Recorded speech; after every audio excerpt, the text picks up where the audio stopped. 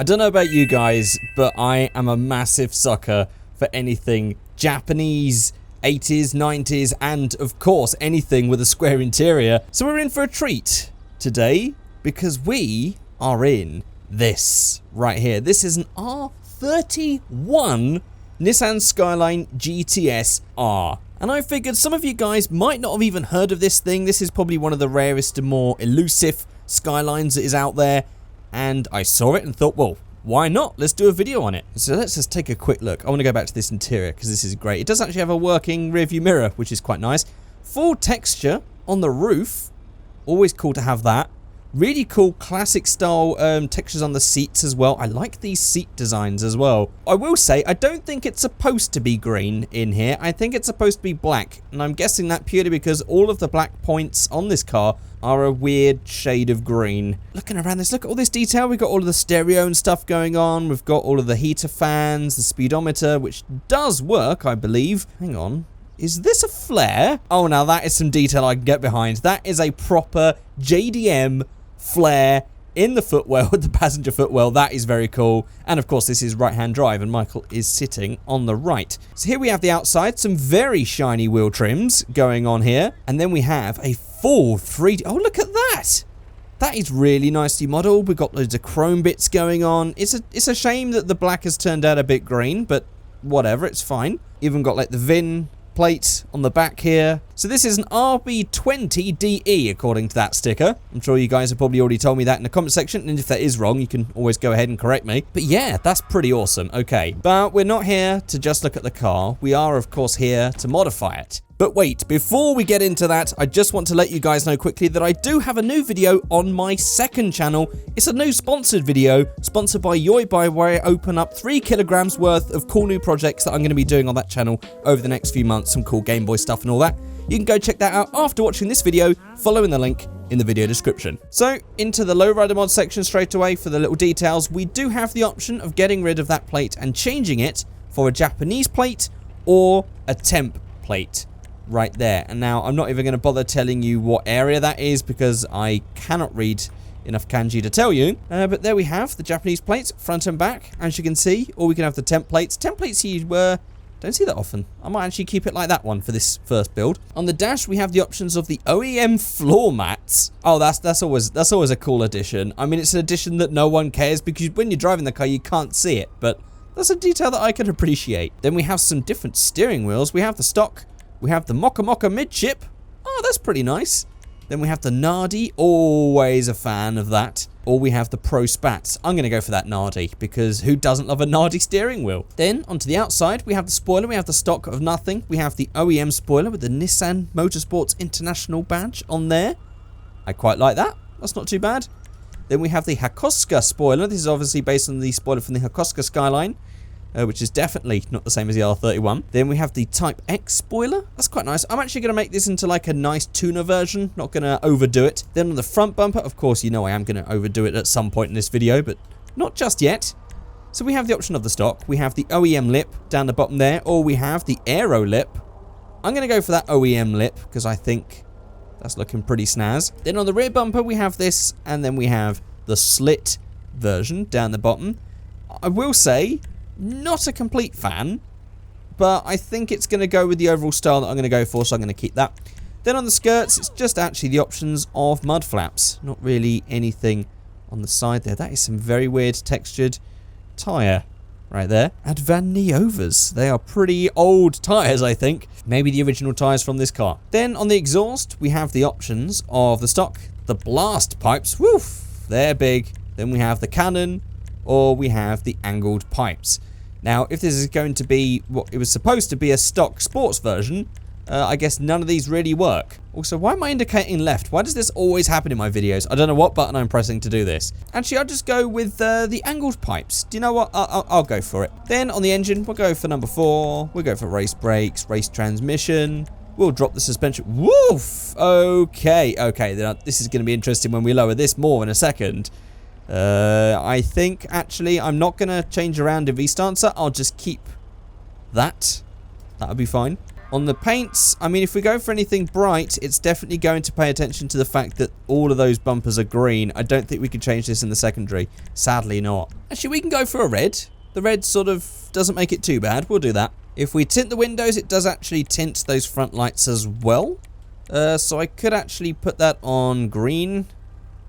Nah, that's alright, we'll do that. Nothing in the extras, we'll go for some turbo tuning. And for the wheels, I've just gone straight for these. And I love them. But I just don't think it's going to suit this version, maybe? Or maybe it does. Why do these wheels look so good on this car? I'm really liking that. Really liking that. Mind you, also these. I think this car just looks good with wheels. After looking at those horrid looking wheels that were on there before, the shiny wheel trim things, I think just everything looks good. It all looks good. Look at it. It all looks amazing. Even the mini light style wheels looks amazing. You know what? For this one, I'm going to... I'm just going to go for those original wheels that I thought were just perfect. And I just want to drop it a little bit on the front. Just there, and maybe up a little more on the rear.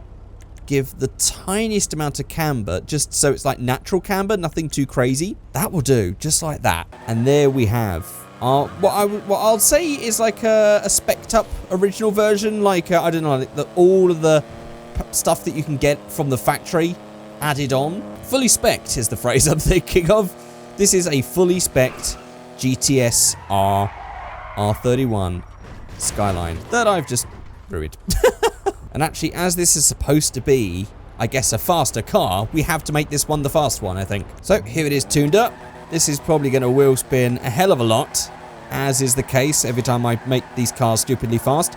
And thanks to the fact that there's no cars, we can probably still crash. Whoa, okay, this is quite unstable. Yeah.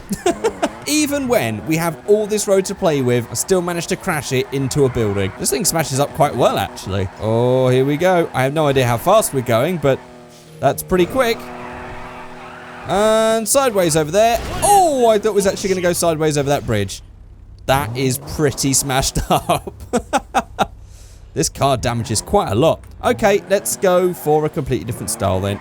And we'll just tune it here, because why not? So first of all, I want to change this colour. As nice as the colour is, it would be better if we had those black plastics. I'm not going to keep going on about it. And I'm thinking for this one, something like metallic bright orange. That'd be pretty nice. I've got a bit of a surround on these badges, which I didn't think was there, but never mind. And for this one, we'll go for the Japanese plate. We'll stick the OEM floor mats in, because why not? We'll put a Nardi steering wheel on again, because I think it is just the best wheel we can choose. I'll go with the Hakosuka spoiler for this one, actually. It's quite different. Quite unusual, looks quite nice. I'll go for the aero lip perhaps, although I do like how color coded it is. That does look quite nice. Ooh, yeah. I think I might go for the OEM lip again because I think that just looks great. But I do like how much fuller. If we had that in yellow, that would have been perfect. Actually, do you know what? I don't like how it's not on the side, so yeah, we'll go with the aero lip, but just wish it could have been yellow. And on the rear, I'm not going to go with that spoiler. I'm going to keep it standard. We don't want any mud flaps, so we'll ignore those. We'll go for the big cannon, of course, always like a big, massive single exit. Let's get a suspension and drop it all the way down. Oh, look at how low that is. This time around, because of the era that this car comes from, I have to go for a 3-spoke wheel. It's the law, I feel. Oh, look at those. Oh, they are like Advans. Isn't it Advan? Oh, you guys are going to have to tell me which Advans they're similar to, but yeah, that is so cool. I like old classic 3-spoke wheels. In fact, if you do as well, let me know in the comment section below, because I feel like I'm alone in this one, but I just love 3-spoke wheels. Although I'm sure some of you who were born after this time when these were popular probably won't get it. But for me, seeing cars growing up that had 3-spoke wheels on them, there was just something about it that I liked. Maybe it's the nostalgia, I don't know.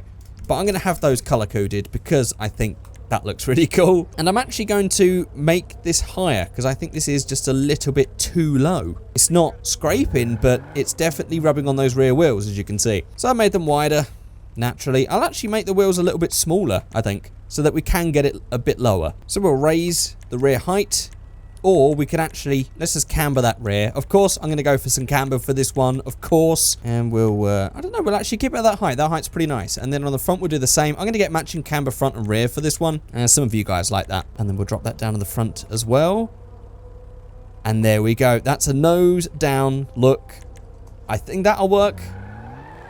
That is looking pretty nice, I've got to say. But look how that spins with the 3 spokes. That looks pretty cool. And there we are. I don't know. You guys are going to have to tell me which one you think is best. I'm always a fan of these. Even if I wouldn't have this in real life, some of you guys seem to think like this is what I would do in real life.